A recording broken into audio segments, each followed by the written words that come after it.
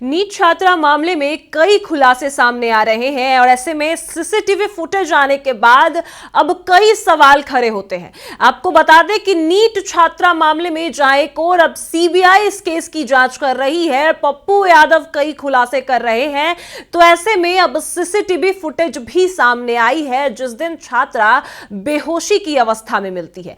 आपको वो पूरा सीसीटीवी फुटेज हम समझाएंगे कि किस तरीके से बच्ची को बाहर निकाला गया और बच्ची के सामान के साथ किसने छेड़छाड़ की। यह भी सवाल उठता है क्योंकि जिस समय घटना हुई उस समय पुलिस प्रशासन को, जो भी आसपास के थाना क्षेत्र थे, उन सभी को कॉल नहीं गया था। कई सामानों के साथ छेड़छाड़ की गई, जबकि घटना स्थल पर जो है पुलिस को आना चाहिए, पुलिस प्रशासन को हॉस्टल को सील करना चाहिए था, लेकिन ऐसा कुछ भी नहीं हुआ। और यह भी बातें सामने आई थी नीट छात्रा मामले में कि छात्रा के मोबाइल से व्हाट्सएप चैट्स और कई चैट्स जो है वो डिलीट किए गए। तो जिस समय छात्रा को जो बाहर निकाला जा रहा था, सीसीटीवी फुटेज में सामने आया, तो ऐसे में उसके फोन से कोई भी चैट्स डिलीट कर सकता है। यह भी हो सकता है वही छात्रा के कपड़ों के साथ भी छेड़छाड़ की गई, छात्रा के कपड़े धोए गए, कई बातें सामने आए और ऐसे में सीसीटीवी फुटेज में भी कई खुलासे हो रहे हैं। हम आपको इस रिपोर्ट में पूरी कहानी सुनाएंगे कि पहले शंभू गर्ल्स हॉस्टल की पहले की तस्वीर भी हम आपको दिखाएंगे कि आखिर कमरे के बाहर क्या कुछ लिखा होता था और कमरा कितना कंजस्टेड था और ऐसे में नीट छात्रा के साथ उस रात क्या हुआ। नमस्कार, मैं कोमल और आप देख रहे हैं दर्श न्यूज। देखिए, आपको बता दें कि नीट छात्रा मामले में जिस तरीके से उस बच्ची को न्याय अभी तक नहीं मिला, एसआईटी, सीआईडी, सीबीआई सब आ चुके हैं, लेकिन बड़ी बात यह है कि अब सीबीआई जांच के आने के बाद ही यह सीसीटीवी वायरल होता नजर आ रहा है। यह सीसीटीवी फुटेज में आप साफ तौर पर देख सकते हैं कि पहले कुछ लड़कियां छात्रा के कमरे के बाहर दरवाजा खटखटाती नजर आती हैं, लेकिन दरवाजा नहीं खोला जाता। इसके बाद कुछ और लड़कियां भी आती हैं, धीरे धीरे कर बहुत सारी लड़कियां आसपास के कमरे की जमा हो जाती हैं और सभी दरवाजा खटखटाते नजर आती है और बच्ची के नाम को भी पुकारते नजर आती हैं। लेकिन इसके बाद भी छात्रा की ओर से कोई आवाज नहीं आता। तब एक और वार्डन सामने आती है और वो वार्डन आप तस्वीर में देख सकते हैं कि वो वार्डन पहले छात्राओं के पास, जो और बाकी बाहर में लड़कियां खड़ी थी, उन सबके पास जाती हैं और पूछती हैं कि क्या हुआ। इसके बाद सभी लड़कियां जो है घबराहट में बताती हैं कि ये जो बच्ची है, नीट छात्रा जो है, वो कमरे का जो दरवाजा है वो नहीं खोल रही है। इसके बाद और भी कई लोग सामने आते हैं। इसके बाद दूसरी वार्डन भी आती है, दूसरी महिला भी आती है जो पूरा प्रयास करती है कि गेट को खोला जा सके, लेकिन चीख पुकार मचती रहती है, सभी चिल्लाते चीखते रहते हैं, लेकिन दरवाजा नहीं खोला जाता है, दरवाजा नहीं खुलता है। आप इस हॉस्टल को एक बार देखिए कि कितने कंजस्टेड एरिया में है। अगर एक दरवाजा खोला जाए तो दूसरे दरवाजे को बंद करना पड़ेगा। ऐसे में इसके बाद एक युवक की एंट्री होती है। यह युवक आते ही पूछता है कि क्या हो गया, दरवाजा नहीं खुल रहा है, किसके साथ क्या हो गया। इसके बाद वो जाता है और ऊपर टेबल पर चढ़कर उस बच्ची के दरवाजे को ऊपर हाथ डालकर खोला जाता है, ऊपर वाली छिटकिनी को खोला जाता है, जिसके बाद दरवाजा खुलता है। इसके बाद वो युवक जो है बच्ची को गोद में लेकर बाहर निकलता नजर आता है। सवाल ये उठता है कि ये युवक है कौन। इसके बाद इतनी हड़बड़ाहट मच जाती है कि छात्रा का कमरा खुला रहता है, सभी बच्चियां डर जाती है, चीखने चिल्लाने लगती है, कोई पानी लेकर जाता है, लेकिन और सभी सामान जो है उस छात्रा के एक एक करके सभी ले जाने लगते हैं। उस छात्रा को आपको बता दें कि सबसे पहले सहजानंद अस्पताल ले जाया गया। ये युवक जो उस छात्रा को गोद में उठाकर ले जा रहा है, उससे आगे भी कई महिलाएं जाती नजर आई, कुछ बच्ची के सामान को ले जाती नजर आई, तो कुछ कंबल, कुछ चादर, कई सामान जो है आगे पीछे सभी लोग हड़बड़ाहट में ले जाते नजर आए। तो ऐसे में यह सवाल भी खड़ा होता है कि छात्रा का कमरा खुला था, छात्रा के सभी सामान उस कमरे में मौजूद थे, तो फोन भी छात्रा का कमरा में फोन भी छात्रा के कमरे में ही था, तो व्हाट्सएप चैट्स क्या उस समय डिलीट किए गए? छात्रा जिससे भी बात करती थी, क्या उन सभी ने हॉस्टल संचालक ने डिलीट किए या फिर नीलम अग्रवाल के बेटे ने किए? इसके बाद आपको बता दें, कई सवाल खड़े होते हैं कि छात्रा के कपड़े किसने धोए, छात्रा के चद्दर किसने साफ किए, जब शंभू गर्ल्स हॉस्टल की सभी लड़कियां खुद ही अपने जो कपड़े हैं, अपने सभी सामान का ध्यान रखती थी, सभी सामान खुद साफ करती थी। और ये हम नहीं कह रहे, आपको बता दें कि पप्पू यादव को शंभू गर्ल्स हॉस्टल की छात्राओं के पिता ने ही ये बात बताई है। और ऐसे में ये सीसीटीवी फुटेज, 17 घंटे के जो सीसीटीवी फुटेज थे वो अब तक गायब थे, और अचानक एक हिस्सा सीसीटीवी फुटेज का वायरल होता है और कई सवाल खड़े होते हैं, जिसमें वो महिला जो कई सामान ले जाती नजर आती है, कंबल, चादर, वहीं कई बच्चियां भी वहां पर मौजूद होती हैं जो भागते दौड़ते नजर आती हैं।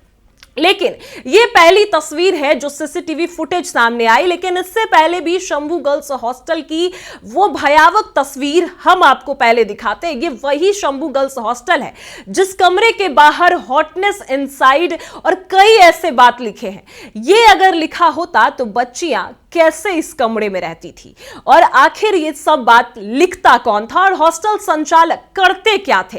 कई सवाल अब खड़े होने लगे हैं, क्योंकि ये सीसीटीवी फुटेज अब सामने आया है, और जिस तरीके से एक युवक उस छात्रा को गोद में उठाकर भागता नजर आ रहा है। हम आपको छात्रा को नहीं दिखा सकते, लेकिन एक युवक जो है वो छात्रा को उठाकर ले जा रहा है, जिसके बाद सहजानंद अस्पताल ले जाया जाता है।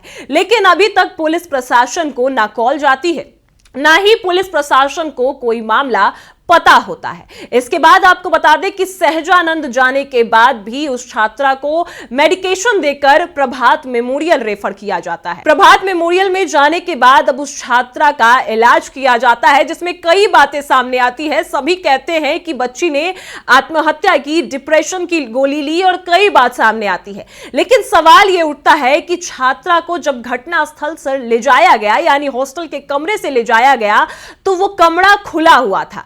उस कमरे के कई सामान के साथ छेड़छाड़ की जा सकती है, क्योंकि इस वीडियो में ना ही मनीष रंजन दिखा, ना ही मनीष रंजन के बेटे दिखे हैं, जबकि मनीष रंजन ऊपर के महले में ही रहता था, यानी 4th फ्लोर पर ही रहता था, और नीट छात्रा 3rd फ्लोर पर रहती थी। कई सवाल अब खड़े होते हैं कि क्या मनीष रंजन ने छात्रा के मोबाइल से चैट्स डिलीट किए, जबकि मनीष रंजन के भी लोकेशन उस दिन सेम थे जब छात्रा 5 जनवरी को वापस पटना आती है। उस दिन मनीष रंजन भी जो है वो जहानाबाद से पटना आते हैं, और ऐसे में मनीष रंजन सबसे पहला बयान जो देते हैं उसमें ही झूठ कहते हैं कि वो पटना में थे ही नहीं, देहरादून में थे।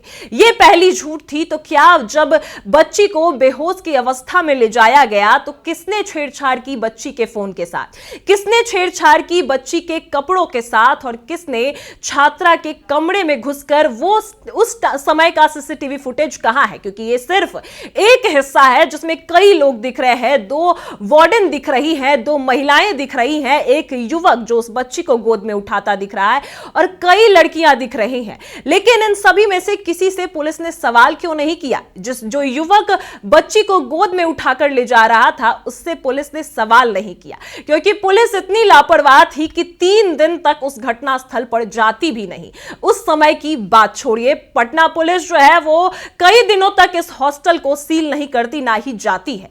ऐसे में इस हॉस्टल में अब कई सवाल घिरे हैं कि आखिर ये किसने किया और छात्रा के साथ उस रात क्या हुआ, क्योंकि ये सीसीटीवी फुटेज बस एक छोटा सा हिस्सा है जिसमें बस बच्ची को ले जाया जा रहा है, और बच्ची को जो है बेहोश की अवस्था में मिलती है, पानी दिया जाता है, लेकिन बच्ची का हालत काफी गंभीर रहता है, जिसके बाद उसको अस्पताल ले जाया जाता है। लेकिन वहीं एक और खुलासा पप्पू यादव ने आज सुबह ही किया था, वो थी नीतू मैडम। आखिर ये नीतू मैडम कौन है? अगर हॉस्टल की वार्डन कोई और है तो फिर नीतू मैडम क्यों आती है हॉस्टल में देखने और बच्चियों को समझाने के लिए? ऐसा बच्ची के पिता का ही कहना था। एक छात्रा जो शंभू गर्ल्स हॉस्टल में ही रहती थी, उन्होंने पप्पू यादव को फोन किया, छात्रा के पिता ने, और ये सारी बातें बताई कि नीतू मैडम कभी हॉस्टल नहीं आती थी, कभी कभी आती थी, लेकिन उस रात क्यों आई? उस समय का सीसीटीवी फुटेज क्यों नहीं है? क्या इसमें नीतू नीतू मैडम का भी हाथ है क्या? नीतू मैडम को अगर गिरफ्तार किया गया तो क्यों छोड़ दिया गया? हॉस्टल के वार्डन से क्यों नहीं तफ्तीश की गई? आखिर उनकी गिरफ्तारी क्यों नहीं हुई? अब जब डीएनए सैंपल्स में 25 लोगों के डीएनए सैंपल्स लिए जा चुके हैं, लेकिन 18 के डीएनए सैंपल्स मैच नहीं करते हैं और यह सीसीटीवी अब फुटेज सामने आता है, जिसमें अब कई सवाल खड़े होते हैं कि पुलिस प्रशासन ने बड़ी चूक की, बहुत सारी गलतियां की कि हॉस्टल को सील नहीं किया, क्योंकि उस समय तक सारे सबूत मिटा दिए गए। सभी जो तथ्य थे वो उस समय तक साफ हो गए और साफ तौर पर देख सकते हैं इस सीसीटीवी फुटेज में कि किस तरीके से हड़बड़ाहट में बच्ची को ले जाया गया और कोई भी बात जो घटना स्थल को सील करनी चाहिए, ना ही पुलिस प्रशासन ने ध्यान दिया और ना ही हॉस्टल के वार्डन और हॉस्टल में रहने वाले जो लोग हैं, जो हॉस्टल संचालक है, उन्होंने भी पुलिस को जो है इत्तला नहीं किया। तो ऐसे में जहां एक और हॉस्टल पर ही सबसे बड़ा सवाल खड़ा होता है कि हॉस्टल के मालिक कितने समय तक कहां थे, उन्होंने क्यों नहीं कुछ बोला, वो कहीं दिखाई क्यों नहीं दिए। फिर वही अस्पताल में जब प्रभात मेमोरियल बच्ची को ले जाया जाता है तो नीलम अग्रवाल आती हैं और कहती हैं कि बच्ची का पूरा पैसा वो देंगी। आखिर क्यों? केस को दबाने की कोशिश की जा रही थी, लेकिन अब जब सीबीआई जांच की एंट्री हुई है और ऐसे में उसी समय सीसीटीवी फुटेज सामने आया है, तो अब कई सवाल खड़े होते हैं कि आखिर उस रात बच्ची के साथ क्या हुआ। फिलहाल इस खबर में इतना ही। आप देख रहे हैं दर्श न्यूज।